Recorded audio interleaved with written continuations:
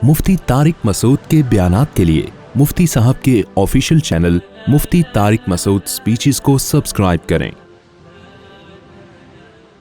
वकाय्यिम मिन आयतिन फिस समावाति वल अर्दि यमुर्रून अलैहा वहुम अन्हा मुअरिज़ून। कुरान कहता है सिर्फ एक सूरह यूसुफ अलैहिस्सलाम का वाक़या नहीं है, बल्कि कितनी आयतें निशानियां हैं ज़मीन और आसमान में जिन पे ये सुबह शाम गुज़रते हैं और उनकी तरफ इल्तिफ़ात ही नहीं करते, गौर ही नहीं करते। इसमें हमारे लिए क्या हुक्म है कि हम जब भी हमें कोई अल्लाह की नेमत मिले, कोई राहत मिले, तो हम उसमें सबसे पहले अल्लाह के बारे में गौर करें कि कैसे उसने इसको बनाया है, कैसे हमारे लिए एक जायक़े का, ज़बान के जायक़े का इंतज़ाम किया। जो मुल्हिद लोग होते हैं, गैर मुस्लिम लोग होते हैं, आप देख लें, मैं अक्सर डॉक्यूमेंट्रीज़ देखता हूँ ना यूट्यूब पे, जंगलों की और मुख्तलिफ जगहों की, जो गैर मुस्लिमों ने बनाई हैं या गोरे उसको देख रहे होते हैं, नीचे कहीं भी खुदा की तारीफ कहीं भी नहीं कर रहे होते, बल्कि ब्यूटी ऑफ नेचर ये कह रहे होते हैं। लेकिन आप अगर देखें कि अरबों की कोई ऐसी चैनल देखें, उसमें नीचे बार जगह जगह अल्लाह की तारीफ होती है कमेंट्स में कि क्या ज़बरदस्त ज़ात है जिसने इतना खूबसूरत जानवर बनाया, जिसने इस जानवर को ये घोंसला बनाना सिखाया। तो ये फ़र्क है मोमिन और गैर मुस्लिम में कि गैर मुस्लिम ब्यूटी ऑफ नेचर कह के सारी अल्लाह की किब्रियाई का इनकार कर देता है, और जो मुस्लिम है वो हर चीज़ से अल्लाह के वजूद को और अल्लाह की कुदरत को साबित करता है। तो हमें भी सुबह शाम हम गुजरते हैं, अल्लाह की निशानियाँ देखते हैं, हमें उस पर ईमान को अपने बढ़ाना चाहिए। और वमा युमिनु अक्सरुहुम बिल्लाहि इल्ला वहुम मुशरिकून, इसमें शिर्क की मजम्मत बयान हो रही है कि दुनिया में ज़्यादातर लोग मुशरिकी हैं, आज भी शिर्क करने वाले दुनिया में ज़्यादा हैं। तो अल्लाह ने गोया इंसान से शिकायत किया कि अल्लाह पे ईमान लाके भी शिर्क कर रहा होता है वो, तो मुशरिक का ईमान वो काबिल एतबार नहीं है। तो इसमें शिर्क की मजम्मत बयान हो गई। फिर अल्लाह के अजाब से डरना, अफ़ा अमीनु अन तातियहुम गाशियतुम मिन अज़ाबिल्लाह, कि हमें अल्लाह के अजाब से डरने का हुक्म है। देखें, अल्लाह ताला ने अपने हबीब सल्लल्लाहु अलैहि वसल्लम से वादा किया था कि आपकी मौजूदगी में इन पे अजाब नहीं आएगा। फिर भी कोई कुदरती आफत भी आती, बादल आते, आप खौफजदा हो जाते और मस्जिद की तरफ चले जाते। तो ये इसको कहते हैं वरा, यानी तक़वे से ऊपर का दर्जा है कि आपको नहीं पता कि ये अजाब है या कुदरती बारिश का इंतज़ाम हो रहा है, लेकिन आपके दिल में इतना खौफ कि आप यही समझें कि शायद ये मेरी बदअमालियों की सज़ा मुझे मिल रही है। तो ये हालांकि आप बदअमल न भी हों तो भी डरें आप। जैसे हज़रत आयशा रज़ी अल्लाह ताला अन्हा ने नबी सल्लल्लाहु अलैहि वसल्लम से अर्ज़ किया, या रसूल अल्लाह, ये जो कुरान में आता है कि नेक लोग अल्लाह से डरते हैं, तो क्या इससे वो लोग मुराद हैं जो गुनाह करते हैं फिर अल्लाह से डरते हैं?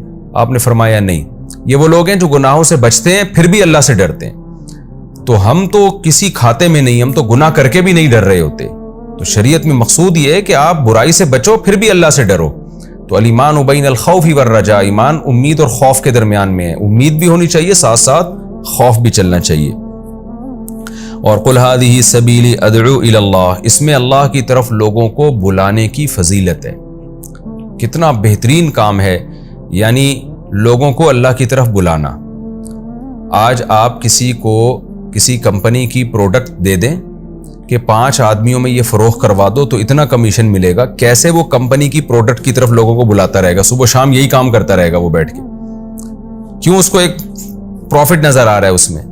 तो नबी ने क्या बताया कि नबी सल्लल्लाहु अलैहि वसल्लम इस कायनात में सबसे अफजल तरीन इंसान है, लेकिन उनकी जिम्मेदारी क्या है? जाहिर अफजल तरीन शख्सियत को काम भी सबसे अफजल दिया जाएगा। तो नबी इस कायनात में सबसे अफजल, उनको काम भी सबसे अफजल दिया गया। वो क्या है? अल्लाह की तरफ बुलाना। तो इससे दाई की, जो लोग लोगों को दीन की तरफ बुलाते हैं, पर्दे की तरफ, नमाज की तरफ, जिना से बचाने की तरफ, निकाह की तरफ, और शिर्क से बचाने की तरफ, और कब्र परस्ती से बचाने की तरफ, माँ बाप के हुकूक की तरफ, हलाल खाने की तरफ, ये सारी चीज़ें इस्लाम की दावत कहलाएंगी। तो जो लोग भी ये काम करते हैं वो अल्लाह की नज़र में उनका मकाम बहुत ज़्यादा है।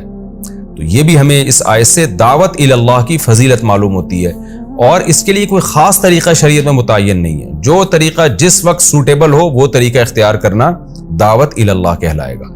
चाहे वो फेसबुक के ज़रिए हो, यूट्यूब के ज़रिए हो, चाहे वो पैदल जमात में निकल के हो, चाहे वो जहाज़ों में सफ़र करके हो, किसी भी, चाहे वो डिबेट करके हो, चाहे वो लिटरेचर के ज़रिए हो। तो जो लोग भी جس طرح سے بھی دین کی دعوت دنیا میں پھیلا سکتے ہیں، تفسیر قرآن کے ذریعے ہو، واعظ و نصیحت کے ذریعے ہو، تو ان کو چاہیے کہ اس دعوت میں اپنا حصہ ڈالیں، کیونکہ یہ پیغمبروں والا کام ہے اور اس کی فضیلت سب سے زیادہ۔ تو یہ بھی پتہ چلا، اور اللہ نے یہ بھی کہہ دیا کہ یہ جو دعوت کا کام ہے یہ صرف پیغمبر کا نہیں ہے، وَمَنِ اتَّبَعَنِي، جو نبی کو فالو کریں گے ان کا بھی یہ کام ہے۔ تو ہمیں اپنے کاموں میں سے دیگر جتنے کام ہیں ان میں سے تھوڑا سا ٹائم ہمیں دعوت اللہ کے لیے بھی نکالنا چاہیے۔ ایک نقطے کی بات یہ بھی پتہ چلی کہ داعی اللہ کو علی بصیرت ہونا چاہیے۔ نبی نے کیا فرمایا؟ میرا کام ہے اللہ کی طرف بلانا علی بصیرت، بصیرت کے ساتھ۔ جو شخص دین کی طرف بلا رہا ہے اسے خود ہی دین کے برحق ہونے میں شبہات ہے تو وہ کیا دعوت دے گا؟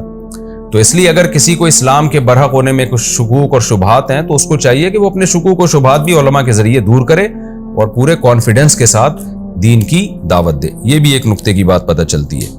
اور وما ارسلنا من قبلک الا رجالا نوحی الیہم، نبی صلی اللہ علیہ وسلم کے بشر ہونے کا اور مرد ہونے کا بھی پتہ چلتا ہے۔ یہ جو نبی کو نور کہہ دیا جاتا ہے، اگر ہدایت کے لحاظ سے نور کہا جائے پھر تو ٹھیک ہے، لیکن آپ ماہیت کے لحاظ سے جو آپ انسان تھے، مٹی سے اللہ نے آدم کو بنایا اور اسی آدم کی اولاد میں اللہ تعالیٰ نے محمد صلی اللہ علیہ وسلم کو پیدا کیا، اور آپ مرد تھے، مرد جو نکاح بھی کرتے ہیں پھر جن کی اولاد ہوتی ہیں، تو وہ تمام بشری لوازمات کے ساتھ نبی صلی اللہ علیہ وسلم دنیا میں آئے ہیں۔ آج کل جو یہ کہا جاتا ہے نبی انسان نہیں ہے، بشر نہیں ہے، دیکھنے میں بشر تھے حقیقت میں بشر نہیں تھے، اصل میں تو نور تھے، تو یہ سب باتیں اس آیت کے بالکل خلاف ہیں اور کفریہ عقیدہ ہے یہ۔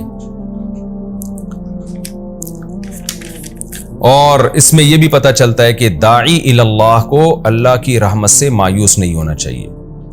قرآن نے کیا کہا؟ پچھلے پیغمبروں میں جب اللہ کی طرف سے آزمائشیں آئی ہیں تو اتنی آزمائشیں آئی ہیں کہ پیغمبروں کو بھی مایوسی ہونے لگی تھی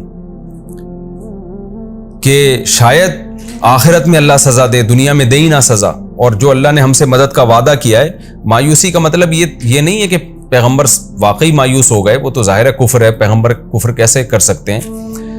علماء نے اس کا مفہوم یہ بیان کیا ہے کہ پیغمبروں سے جب اللہ نے وعدہ کیا نا تو پیغمبر یہ سمجھنے لگے کہ یہ وعدہ فلاں ٹائم میں پورا ہو جائے گا کیونکہ اس میں ہماری آزمائش بہت زیادہ ہو چکی ہوگی، لیکن اللہ نے اس کو اور زیادہ ڈیلے کیا۔ تو اس سے پیغمبروں میں مایوسی پیدا ہونے لگی کہ شاید ایسا تو نہیں ہے کہ اللہ تعالیٰ کہیں یہ جو اللہ نے ہم سے وعدہ کیا کہ ہماری مدد ہوگی تو اس سے آخرت کی مدد مراد ہے اور دنیا میں ہمارے لیے آزمائشیں ہی مقدر ہیں۔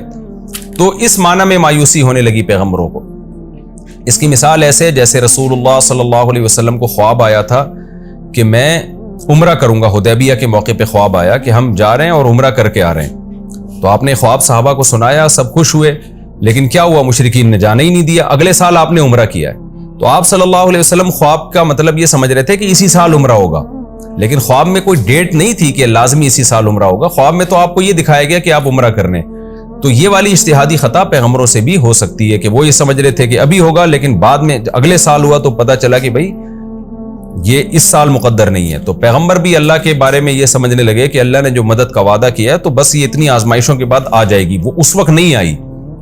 تو اس سے ہمیں ایک امید کی بات بھی پتہ چلتی ہے کہ ہم زمینی حقیقت یعنی جو ہمیں زمینی نقشے نظر آ رہے ہیں اس کو دیکھ کے ہم کبھی مایوس نہ ہو۔ ہمیں لگے کہ ہم دین کی دعوت دے رہے ہیں اور بے دین قوتیں سر اٹھا رہی ہیں تو ہمیشہ ایسا ہوگا، نہیں بھائی، اللہ مہلت دے کے پھر والعاقبۃ للمتقین، یا یہ لفظ آیت تو اچھی طرح یاد کر لینی چاہیے، انجام بہرحال پرہیزگاروں کا ہی اچھا ہوتا ہے، چاہے وہ دیر سے ہو، رزلٹ آپ ہی کے حق میں آئے گا انشاءاللہ۔ یہ بھی ہمیں پتہ چلتا ہے۔ اور اچھا، ایک بہت اہم سوال ہے سورہ یوسف سے متعلق، بس اس سوال کا جواب دے کے میں آج کے لیکچر کو ختم کرتا ہوں۔ وہ یہ ہے کہ یہ بہت زیادہ سوال اٹھایا گیا ہے علماء کی طرف سے بھی، اس کا جواب بھی دیا گیا ہے کہ یعقوب علیہ السلام کو جو یوسف علیہ السلام سے اس قدر محبت تھی کہ ساری زندگی غم بھولے ہی نہیں، وَبِيَضَّتْ عَيْنَاهُ مِنَ الْحُزْنِ، اور اس غم کی وجہ سے بینائی چلی گئی۔ یہاں ایک اشکال ہوتا ہے کہ کیا مخلوق سے اتنی جذباتی محبت جائز ہے کہ جس کے غم میں آپ کی بینائی چلی جائے؟ نارملی تو یہی بتایا جاتا ہے نا کہ اس مخلوق سے آپ اعتدال سے محبت کریں، اعتدال سے۔ جیسے احادیث سے بھی مضمون ثابت ہے کہ ایک صحابیہ کے بچے کا انتقال ہو گیا تو وہ اتنا رو رہی تھیں، آپ نے فرمایا صبر کرو۔ خود نبی صلی اللہ علیہ وسلم کے ساتھ بھی ایسے واقعات ہوئے، آپ کی نواسی کا انتقال ہوا، آپ کی آنکھ سے آنسو نکلے، پھر آپ نے صبر کیا۔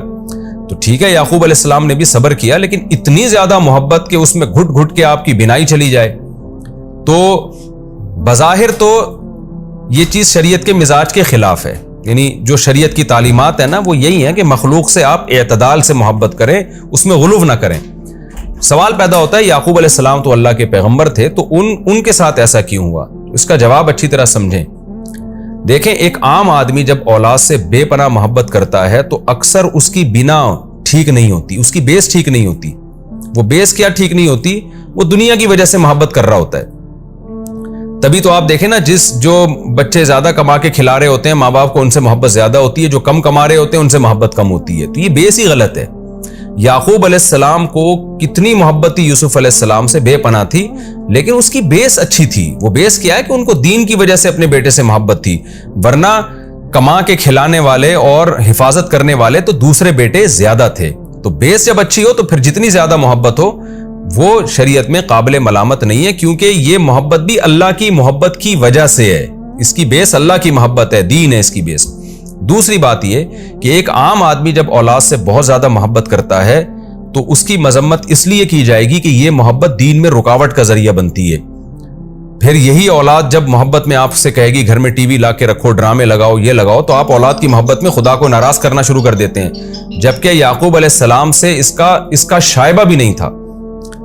ان کی محبت اپنے بیٹے سے جتنی بھی تھی، اللہ سے محبت کا گراف اس سے بہرحال زیادہ تھا. تو اگر آپ اولاد سے بہت زیادہ محبت کرتے ہیں لیکن اللہ سے محبت اس سے بھی زیادہ ہے تو بھی یہ محبت بری نہیں ہے، کیونکہ جب اللہ اور اولاد کی محبت کا ٹکراؤ ہوگا تو آپ اللہ کی محبت کو، اللہ کے حکم کو غالب رکھو گے. جبکہ نارملی آج ایسا ہوتا ہے کہ جب بہت زیادہ اولاد سے محبت کرنا شروع کر دیتے ہیں لوگ تو اللہ کی محبت کا گراف نیچے آ جاتا ہے. تو ایسا حوصلہ کسی میں ہو جیسا یعقوب علیہ السلام میں تھا کہ بہت زیادہ محبت تھی بیٹے سے، اولاد سے، لیکن اللہ کی محبت اس سے بھی زیادہ تھی نا، تبھی تو اتنا عرصہ صبر کیا انہوں نے. تو پھر اولاد کی محبت جتنی بھی ہو یہ شریعت میں ناپسندیدہ نہیں ہے. یہ ہماری سورہ یوسف الحمدللہ کمپلیٹ ہوئی، اور اب ہم انشاءاللہ اگلے ایپیسوڈ میں سورہ رات شروع کریں گے، اور سورہ رات کا پہلا رکوع شروع کریں گے اور 12ویں پارے کا 7واں رکوع. اللہ تعالی ہمیں اس سورہ یوسف میں جو اسباق تھے ان کو سمجھنے کی اور انہی اسباق کو سامنے رکھ کر اللہ ہمیں زندگی گزارنے کی توفیق عطا فرمائے، اور اللہ ہمیں مصیبتوں سے دور رکھے. کہ ہم یوں دعا نہ مانگیں کہ اللہ ہمیں مصیبتیں دے اور پھر صبر کی توفیق دے، نہ نہ نہ نہ، ہم تو کمزور لوگ ہیں. اللہ ہمیں مصیبتوں سے دور رکھے، بلکہ اللہ ہمیں خوشیاں دے اور اس پر اللہ ہمیں شکر کی توفیق دے. دعا اللہ سے یہی مانگنی چاہیے. اور بالفرض کوئی مصیبت مقدر ہے تو اللہ ہمیں صبر کی توفیق دے، جیسے ہمیں ان واقعات سے پتہ چلتا ہے کہ اہل اللہ صبر کیا کرتے تھے.